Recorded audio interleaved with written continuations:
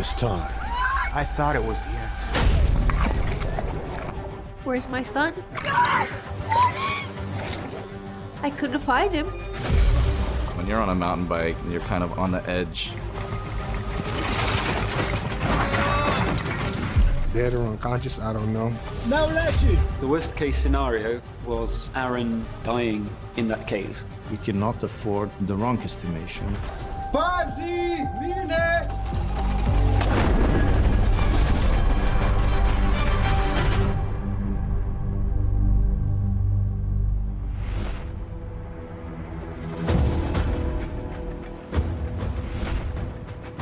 This bustling town sits on the Pacific coast. Its large harbor and access to the open ocean makes it the sport fishing capital of Costa Rica and a hot spot for tourists looking for sun, sea, and sand. Alexis Esnot presses record on her waterproof camera to capture some vacation memories. It was definitely a party atmosphere on the boat. Alexis is on a large catamaran, traveling from Herradura to the white sand beaches of Tortuga. A 17-mile journey across the Gulf of Nicoya. 109 people are on board, including Adriana Barracal and her 8-year-old son, Sean. Everybody's, enjoying the moment. The weather was beautiful. It was a gorgeous day. Marine electrician Araceli Garcia is traveling with his wife and 5-year-old son. It was a beautiful day. But when we were halfway to Tortuga, it all of a sudden changed. It started getting very rough. And the boat would just go up. Bam, bam, bam. Being in the boating business for 25 years, I said to myself, something's going on.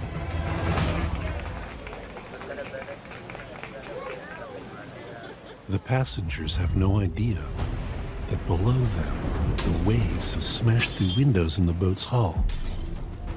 The sea is flooding in, and the boat begins to list.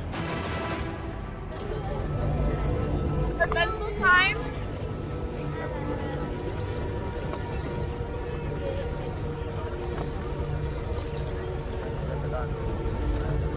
When they started handing out the life jackets, I became really worried.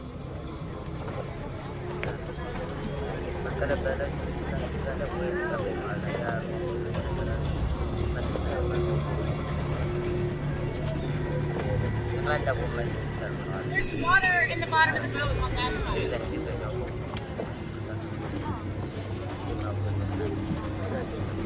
We might be going swimming.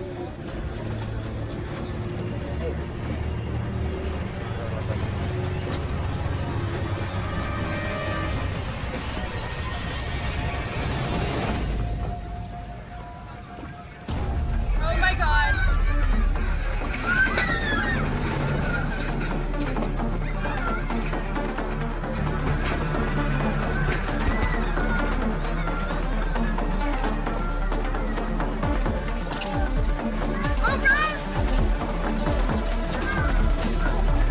With a blink of an eye, the boat starts going down into the water. It happened so fast. Oh my God.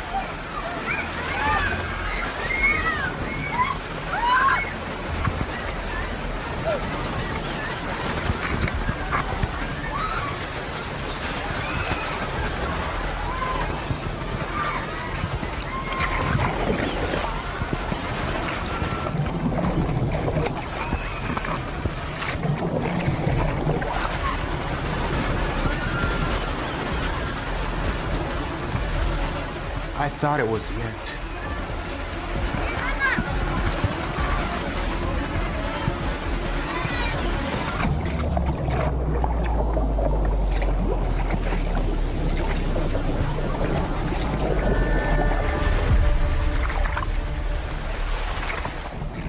In just 90 seconds, the catamaran is gone, sinking to the sea floor 500 feet below.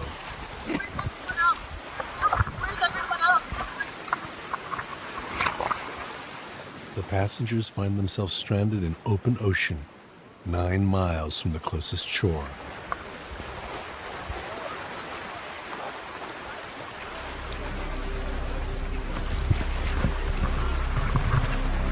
Are you okay? Are you okay? I think she's dead. I think she's dead.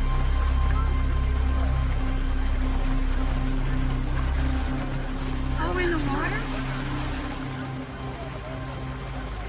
Somebody grab that man. He's right there. Nick, I think he's dead. I think he's dead.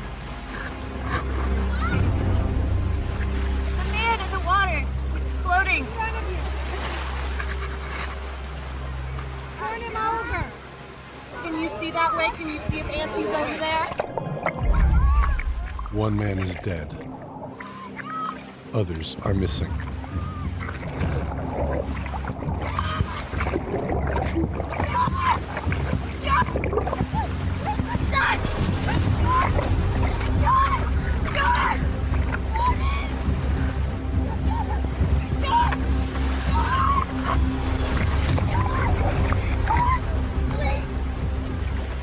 Imagine 100 people scrambling everywhere with bottles of liquor and equipment and things.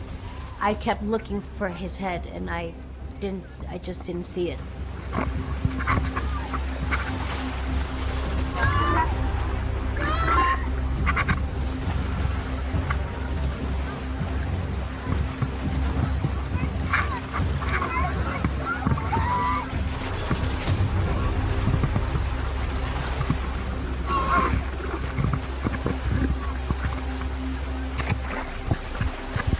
Where's my son?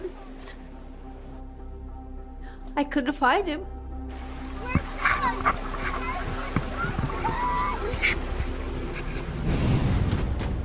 There is one glimmer of hope. Marine electrician Arcielo Garcia managed to call his friend and colleague back at Herradura Marina right before going under. He said, please help me, the boat sink. I'm here with my family. I can do nothing. And the call is end.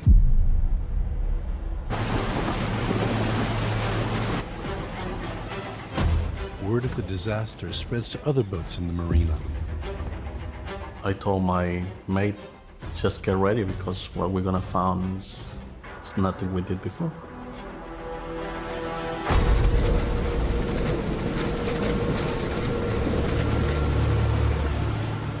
Help is on its way. But the rescue boats don't know the exact location of the sunken catamaran. The ocean's so big.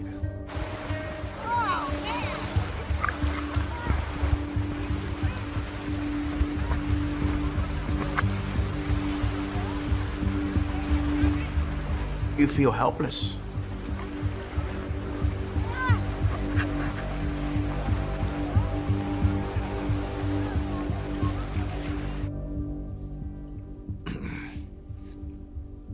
I'm sorry.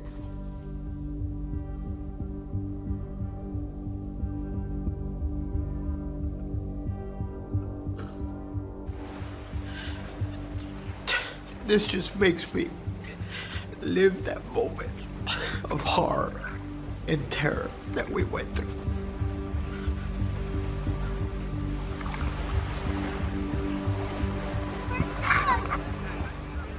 Adriana's 8-year-old son, Sean, has now been missing for 8 minutes.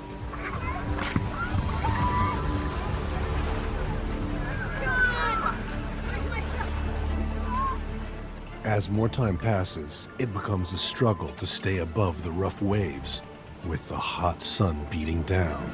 Hey, Yankee's hat! Is she okay?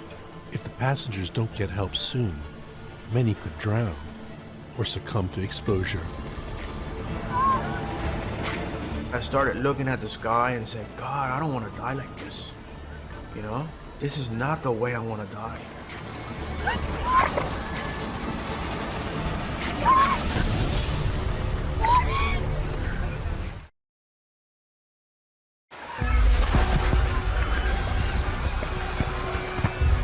Nine miles off the Costa Rican coast, a waterproof camera captures a tourist boat capsizing with 109 people on board.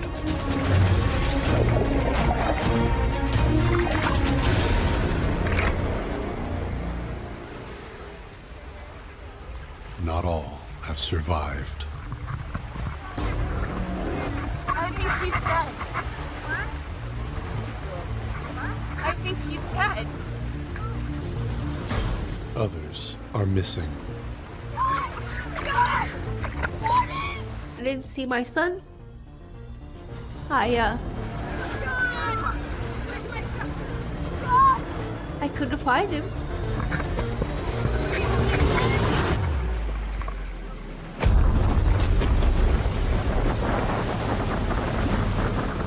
By now, the survivors have been in the water for over 10 minutes, praying that help will soon find them. Looking around, I can see him. Where is the boat?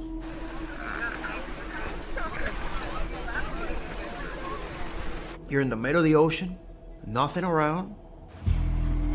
I started really thinking, this is bad. You're a survivor. You're a survivor.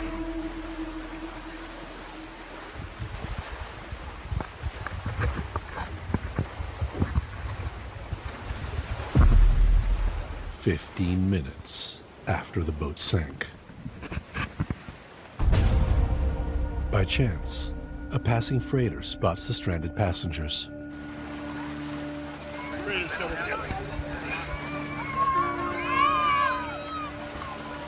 The minute that everybody saw the boat, you could tell that that restored hope in the group.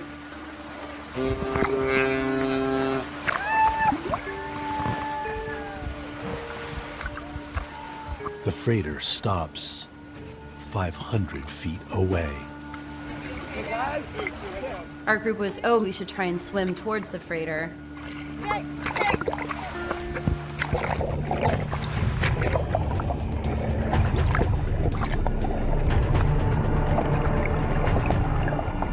But then that quickly appeared to be futile because I think when you're in the middle of the ocean, you don't realize how far away something is.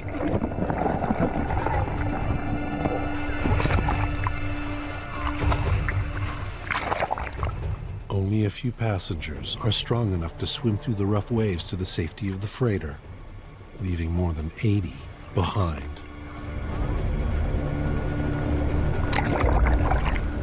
"20 minutes after the boat sank, exhaustion sets in. I was very drained, very extremely tired. I had faith that Sean's swimming abilities were going to save him. What I didn't have faith was Mother Nature and how she has no bias against anyone. Without help soon, many could lose their fight against the rough waves.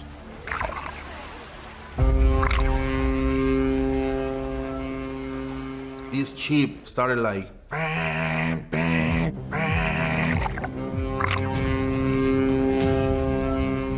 The international signal for SOS. Now, the boats from the marina know exactly where to go.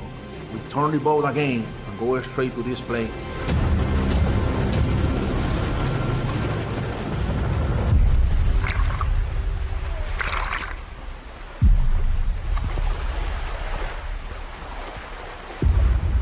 The boat is coming. The boat is coming.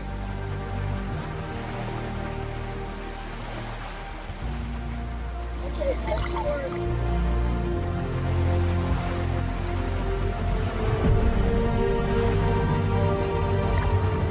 Pablo's is the first fishing boat on the scene. Looking on one side, like 50 or 60 person. Everybody say, help me, me first, I have children. I've never been so happy to see Pablo in my life. And got the rope, jump into the water, and when I go close, I tell the guy, okay, take this. Behind me, I pull 17 or 18 persons. When I got on that boat, I felt like God gave me a second chance. But Pablo can only fit 20 people. Dozens remain in the water. Everybody was desperately trying to get on that boat. Seeing them float away was like an eternity to me. I didn't know if I would ever see Sean again. And I'm pretty much left by myself in the ocean, wondering if there was any more boats coming. 40 long minutes after the boat sank.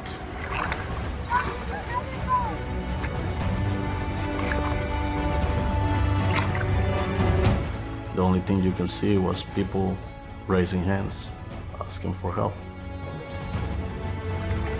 They threw us a rope, so that's when you knew, like, okay, this is the boat that's taking us.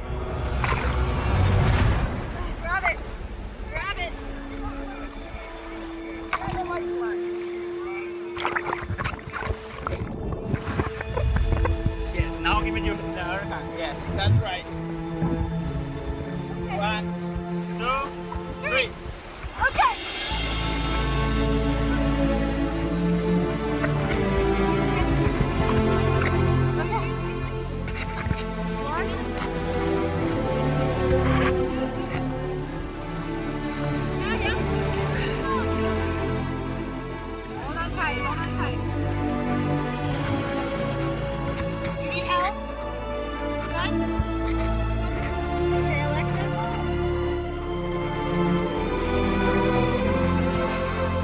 Captain Nemo pulls another 17 victims out of the water.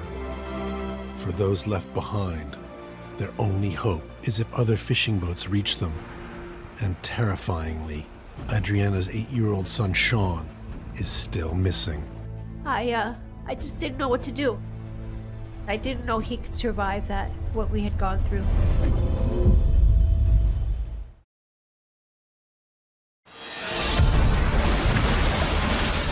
"9 miles off the Costa Rican coast, a catamaran sinks with 109 people on board. Grab it. Grab it.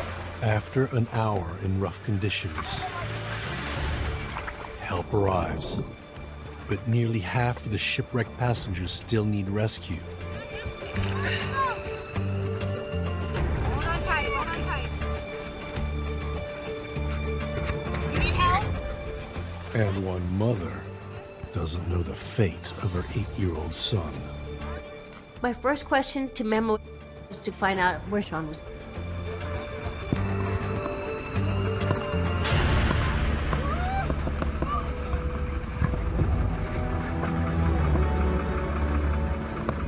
They go on to the radio.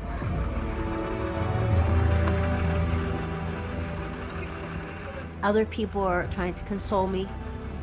And then in about 5 minutes, they said Sean was safe. Sean was pulled down with the sinking boat. It's a miracle he survived. I got caught under the sunroof. I was under the water for like a minute, and then it took me 5 big breaststrokes to get to the surface. Makes me feel like an angel was watching me, and I'm thankful that an angel was watching me, because if they weren't, I would have died.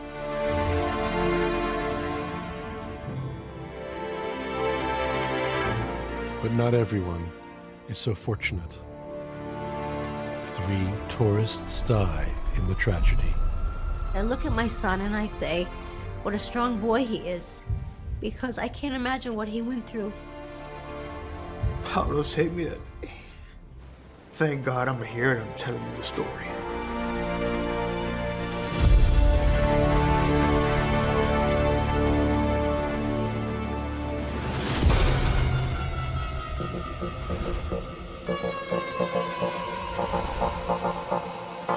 This small town is 3,000 feet up in the Sierra Nevada mountains.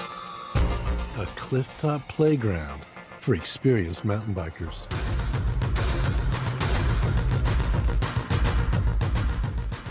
When you're on a mountain bike and you're in Downeyville, you're kind of in heaven. It's like kind of the mecca. A lot of rocky areas, and you're kind of on the edge. You've got to be prepared.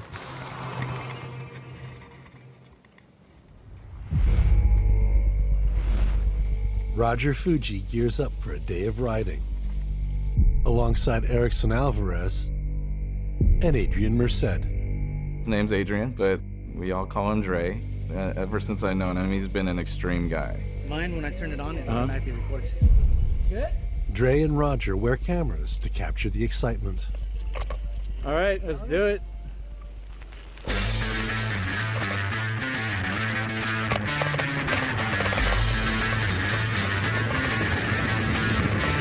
Yeah! You're in the middle of a mountain, just riding a bike, doing what you really love. We talked pretty personal stuff, and Dre mentioned his wife Jane was pregnant. He was super excited. I was thinking, I'm gonna enjoy this with Dre because he's gonna go all out. That's like a death cookie right there. Boom! Okay, this will just take us down. We did the hard part already. You know, the hard technical part, the one you really had to concentrate on. Not worth the... Approaching the end of their run, Roger turns off his head cam. I'm not trying to kill my battery going up this hill. Dre's camera keeps rolling. No, it is that way.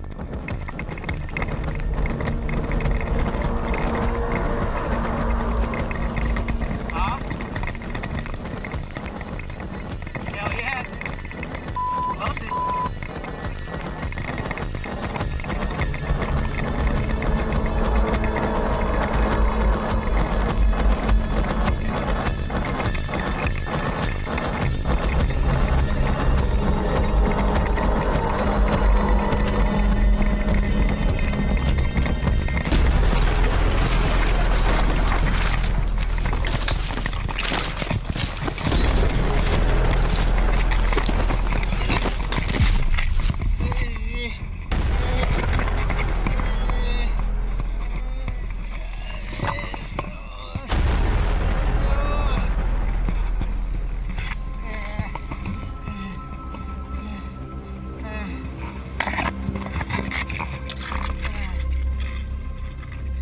Dre has plunged more than 200 feet straight down the cliffside, slamming his head in the process.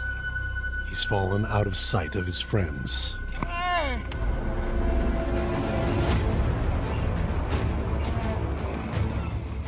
We're calling his name for like, I say a good 8 minutes. Calling him, Dre, where are you? Because he's not answering, no one answers. Dead or unconscious, I don't know.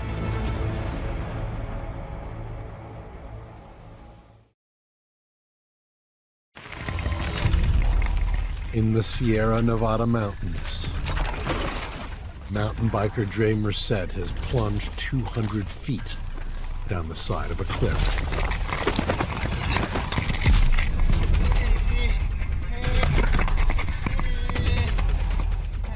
His friends have no idea where he's fallen. Thinking that he might have died was one of the scariest moments of my life. I can't believe he just told me he's gonna be a dad and that this is really happening.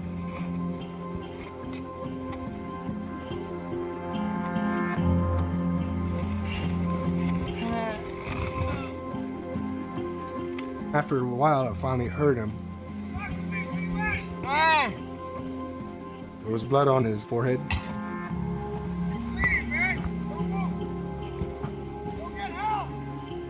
He cracked his helmet. We told him, don't move. You know, we're gonna get you some help. We had a mountain biker that went over the edge about 300 feet. A 911 call is received by the Downeyville Fire Department. Depending on the significance of the injury, the survivable rate goes down, especially if they're bleeding internally or externally.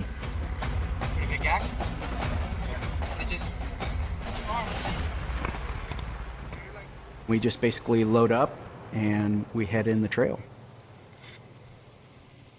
As Dre's friends examine his wounds, they turn off his body cam. It's an agonizing wait for help. The fireman's route is a 25-minute trek across the mountain cliffs. Upon arrival is basically, ooh, this is gonna be a bad one. After a medical assessment, Roger turns his head cam on. Yeah. Say hi to the camera, Dre. Jason or somebody will get that explained for you in just a second. He's complaining about back injuries. Damage to his spine could result in paralysis. There's a risk Dre could never walk or ride again. You feel as comfortable as you can. Yeah. My concern is unseen injuries like internal injuries, head injuries. If Dre has severe internal injuries, it could lead to organ failure. At any moment, Dre's condition could turn from potentially life-changing to life-threatening. This individual needs to get into an ambulance. We need to do it now. The helicopter is the fastest, most efficient in this circumstance. You're saving a lot of time. He was under the canopy of the trees, and it would be unsafe to raise him through the tree branches. I'm not real good at Their only option is to carry Dre 30 feet to a clearing. I'd be better for you guys. You want me to? Yeah. But moving him comes with enormous risks. You want zero movement in their neck. Otherwise, they could be paralyzed. The route is a sheer cliff Oh yeah. Give me his bag. I'll put it on. covered in loose rock that could give way under the rescuers' feet. Trying to get them into that level spot right down there. I want everybody to find a nice level spot. Make sure your footing is really good. The shale's really, really nasty stuff. And we're going to go from one person to the next. I don't want anybody moving their feet. That's where we have the most chance for them to fall out of our hands. And I know you don't want to fall anymore, right? No. All right. Let me know when you guys are ready. Okay. 1, 2, 3. Here he comes.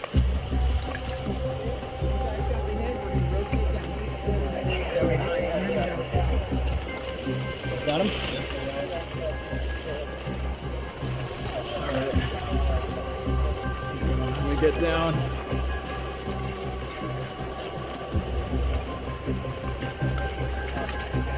Right here. Yep. You think you're good? We're good. It's painstaking progress. The slightest little movement could ruin it forever. 7-3. How you doing? Doing the ride? Yeah. All right.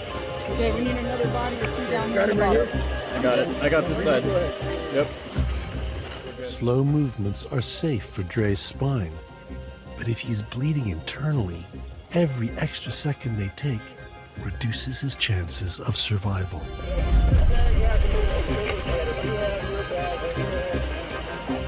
Alright. Got him? Yep. Okay. That's probably good in that flat level spot. Just set them gently down to the ground, please. Did you give a lot long or not? Stand by. Yeah, stuff like that. Probably gonna need that. I'm still focused on Dre, but you can hear the chopper coming in. We hear you coming downstream now. Stand there. We need to get over here.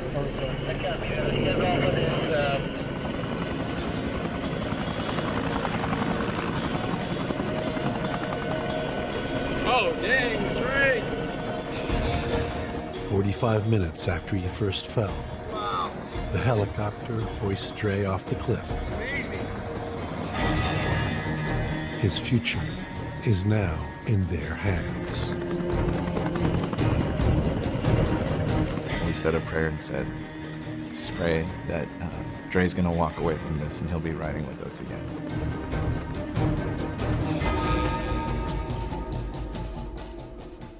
You're on record. Hey, here I am at hospital in Reno.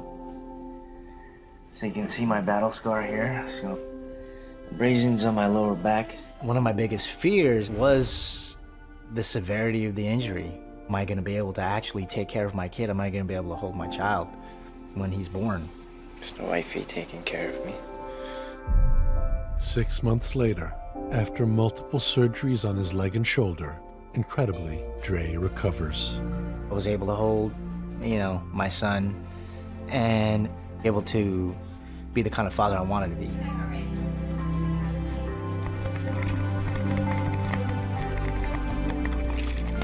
I'm incredibly grateful for being able to walk out of such an incident.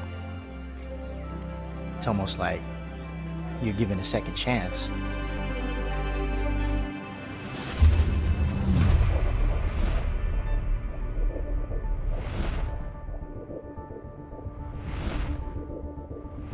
As the sun rises, a panic call is received by the Slovenian cave search and rescue team. The first information for this mission was that in cave is an injured person. The call is coming from the Prima Donna cave system. Its only entrance is near the summit of a 6,000-foot mountain. It is hard accessible. It is very cold, like 2 degrees Celsius, and it is very narrow. The victim, 20-year-old cave explorer Aaron Paul, is part of a British university caving expedition. A rock has fallen 6 feet and struck him in the back. He can't move his legs, suggesting spinal damage and severe internal injuries. There are 1,000 feet of vertical climbs and narrow squeezes between him and any hope of survival. Aaron could not move. The chief concern was that someone staying immobile in a cave as cold as the one in Slovenia is hypothermia. 7 a.m. Cameras turn on. Rescuers prepare to head towards the cave entrance before it's too late. In the deep places of Prima Donna, the simple fact is that help is really several hours away. The worst case scenario was Aaron dying in that cave while we were waiting for the rescue to arrive.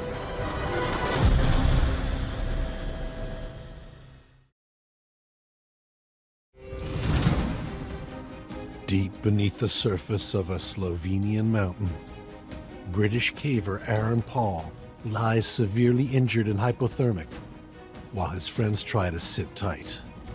This was serious. You have to wait. It's almost like an endurance test. A helicopter takes first responders to the cave's only entrance. The position of entrance of the cave, it's between top and the bottom of vertical cliff. The helicopter couldn't touch the ground because there was no flat surface to land.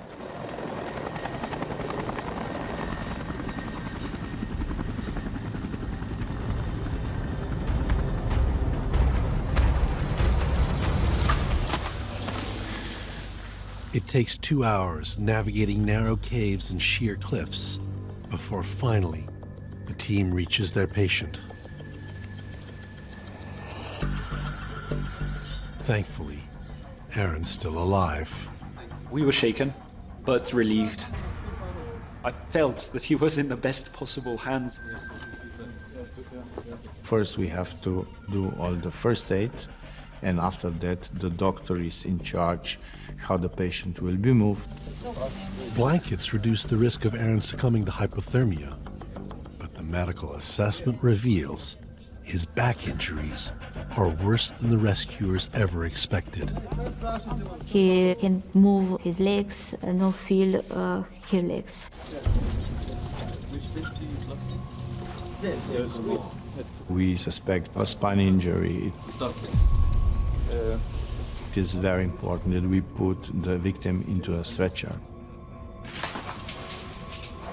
The backboard stabilizes his spine, reducing risk of further damage, but its size and rigid shape drastically slows their ascent through the narrow caves. As time passes, tissues and nerves around Aaron's spinal injury are deteriorating. Left too long without specialized medical care, this can lead to paralysis, or worse. He can get some neurological problems. The worst outcome of spine injuries is death.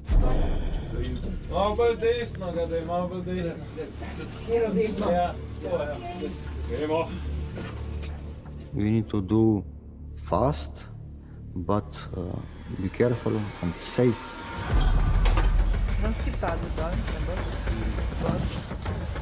After 2 hours, the team have gone just 100 feet. And worse is up ahead.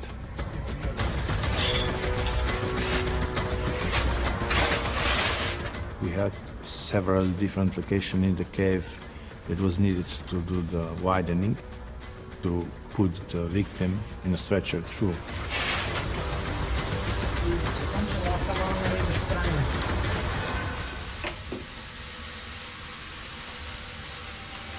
You can work only with a big hammer in your hands, which physically is very tough. 3 hours in, the rescuers have traversed less than 200 feet of cave.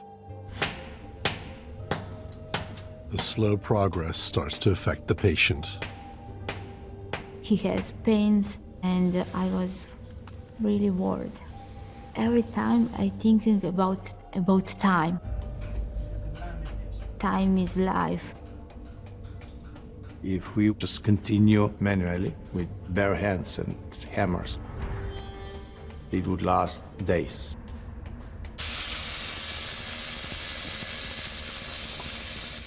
The rescuers are forced to use their last resort: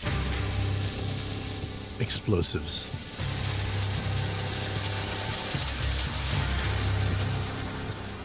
The use of explosive in rescue operation is demanding decision. Get this wrong, and the explosion could bury Aaron and his rescuers alive.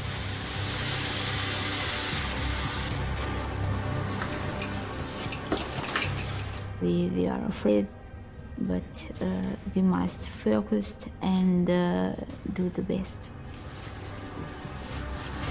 Pazi, mine!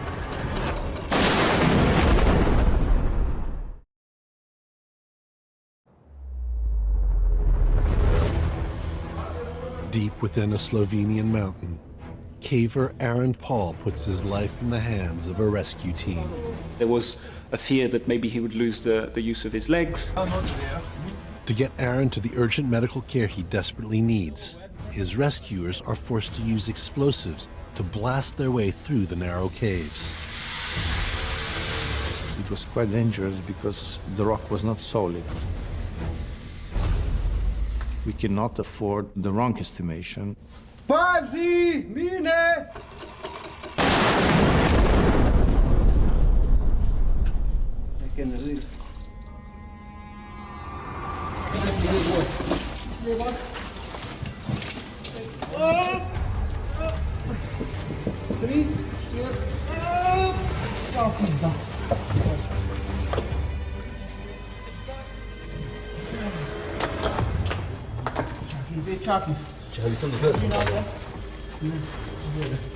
The dynamite has worked.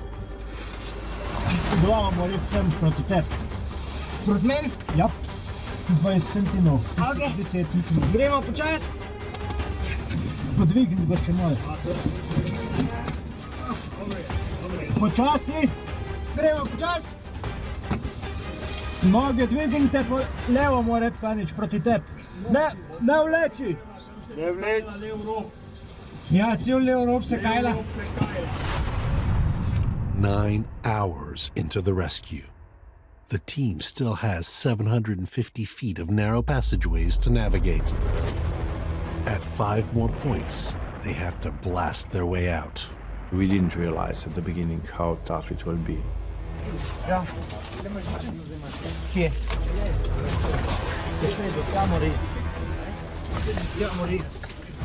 Tempers begin to fray. Ja vem, razumem to, ampak... Zato, ker ti greš zdaj, a si ti prišel pomagati? Jaz sem prišel pomagati. Ne, sem ni druga.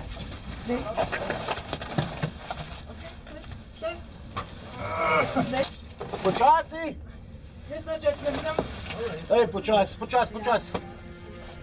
18 hours into the rescue, they are within 100 feet of the cave's entrance. It was very late. We were all very tired. One vertical pit and he was out from the cave. Rescue is agonizingly close, but dragging Aaron vertically puts more pressure on his already damaged spine.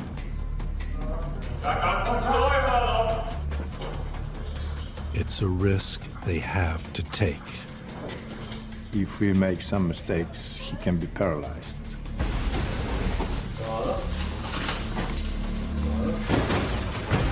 Stavi. Okay, splim.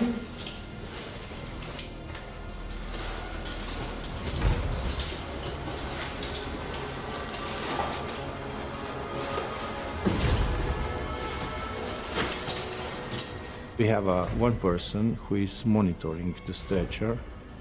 If they have to stop, he just screams stop.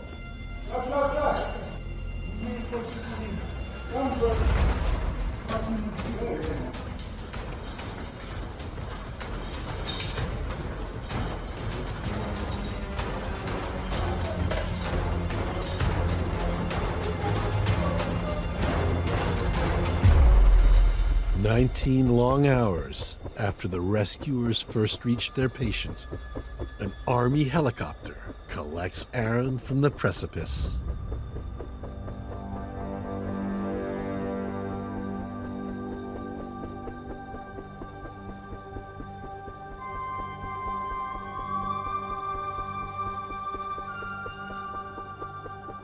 We fulfill our task. He was on a safe way to the hospital. We cannot do miracles, but we really do the best what we can. At the emergency room, scans reveal fractures to Aaron's lower 5 vertebrae. But, incredibly, he's able to fully recover. It's now been almost 3 years since I fractured my spine, and I'm caving again to the same level. It's something that I love and enjoy. I owe to those 40-odd members my life. I'll be forever grateful. When somebody calls us heroes, it doesn't change anything. Once you're in the cave, there is no heroes, so you just do your job. Pazi, mine!